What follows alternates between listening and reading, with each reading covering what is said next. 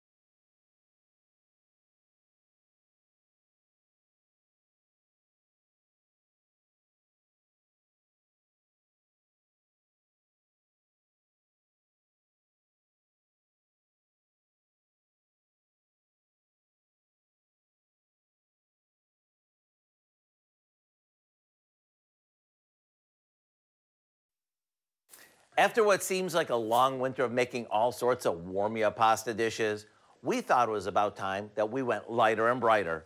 That's why today we're making a pasta toss that's quick to throw together, is easy on the wallet, and is as fresh tasting as can be. We start by cooking some penne pasta and draining it really well.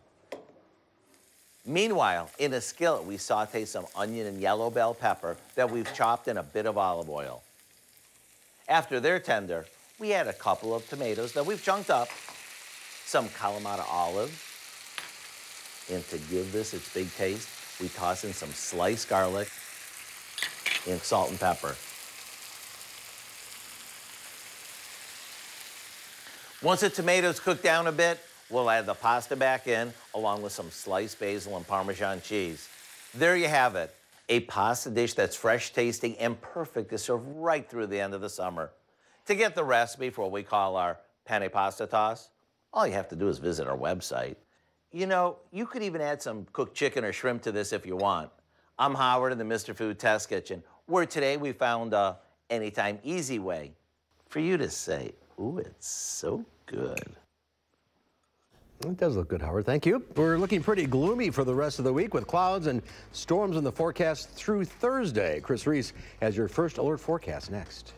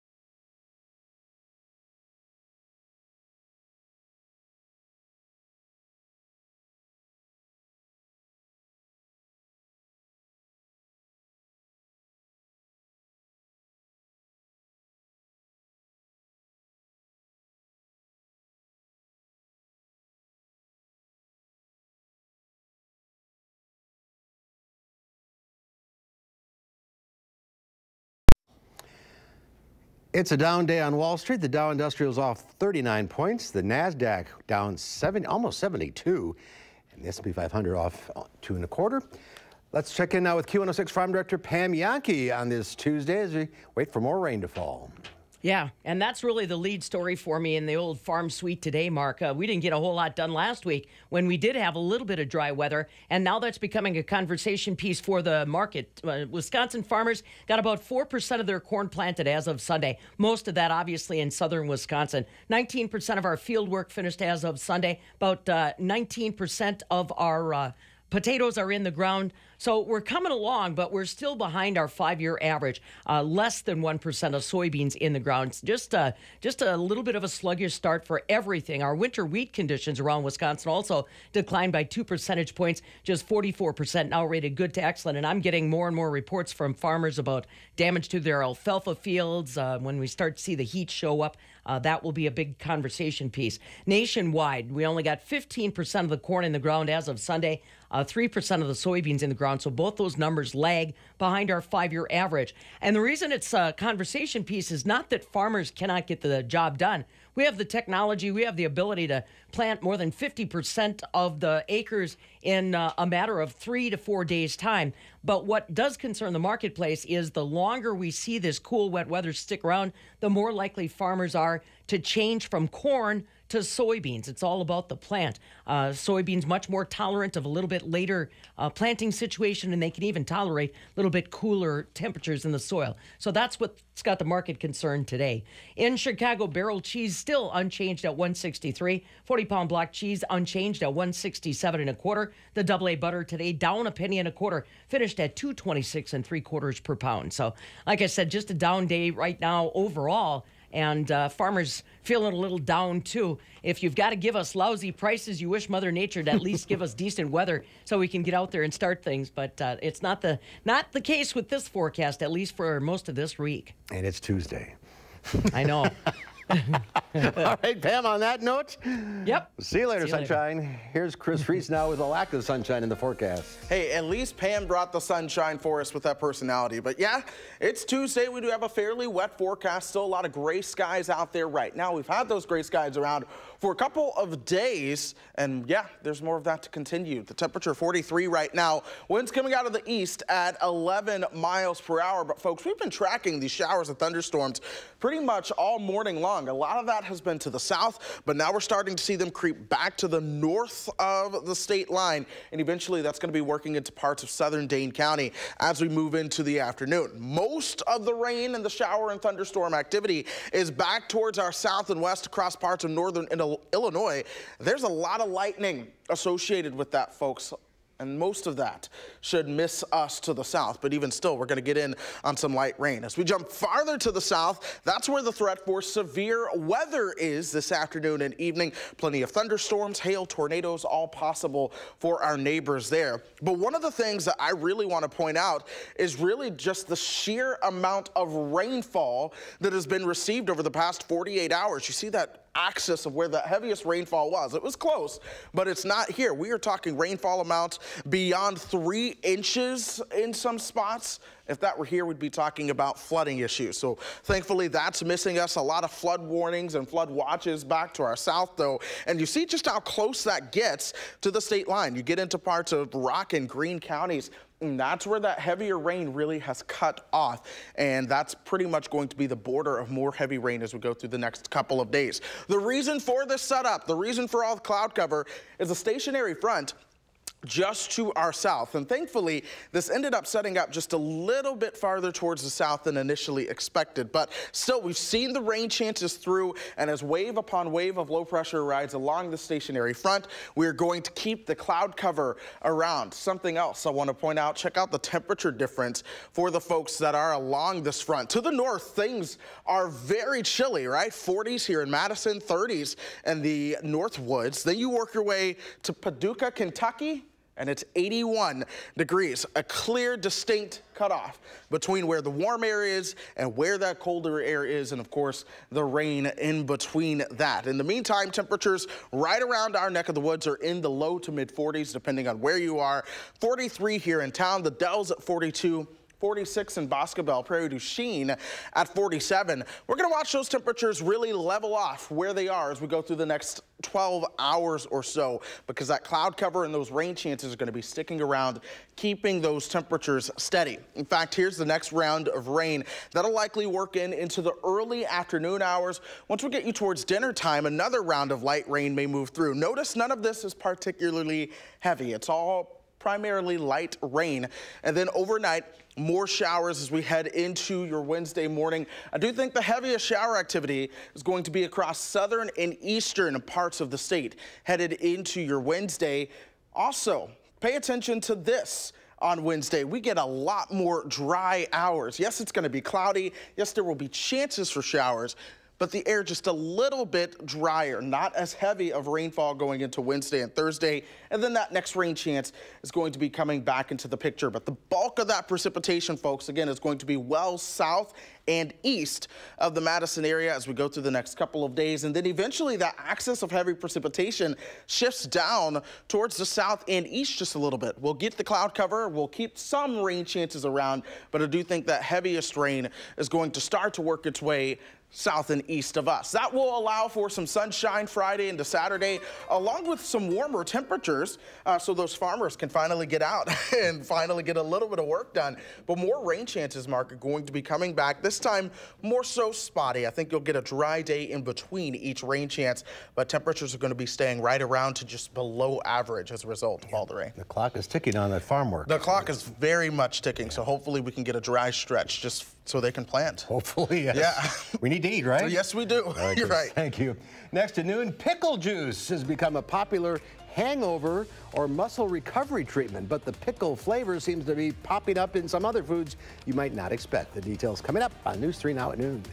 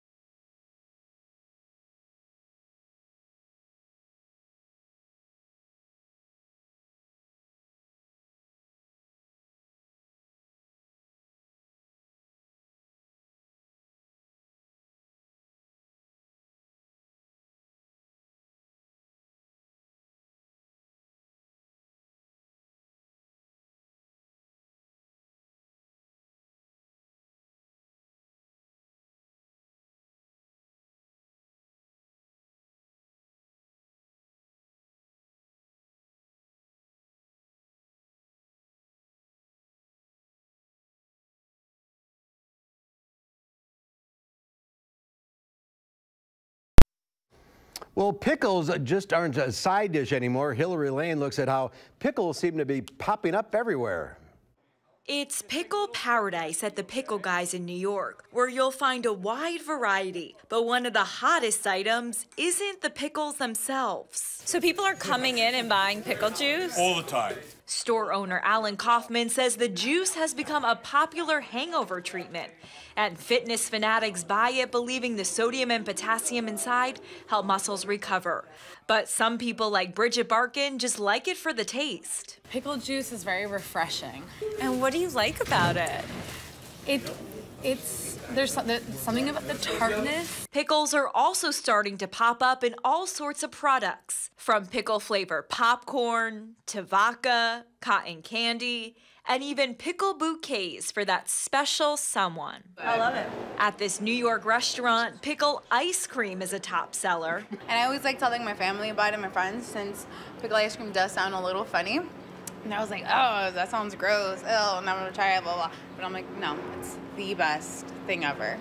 Kaufman, who's been in the pickle business for 38 years, is keeping up with the times and now pickles 40 different items, including sweet onions, pineapple, and mango. Oh, we pickle everything here. If it could be pickled, we do it. You could say this trend is the real dill. Hillary Lane, CBS News, New York. And the famous pickle company Vlasic has just announced that it will release pickle chips. Pickles will be vacuum fried and have the same consistency as potato chips. A real pickle in the weather with all this rain. Yep, that's right. Maybe we can pickle in some sunshine soon. That was dumb, but we can get some sunshine by the time we get you towards Friday and Saturday. I do think we will see some of those temperatures beginning to warm up at that point as well. In the meantime, today is just going to be a dreary day, more showers, perhaps a few thunderstorms as we get into the afternoon. We'll see those temperatures topping out right around 48, 50s for Wednesday and Thursday, and then more rain chances about every other day as we move beyond the weekend and into next week. So, Mark, this pattern remains very unsettled. Looking forward to Friday, that's for sure. That's our time for now. Thanks for watching. We'll see you back here at 4. Have a great afternoon.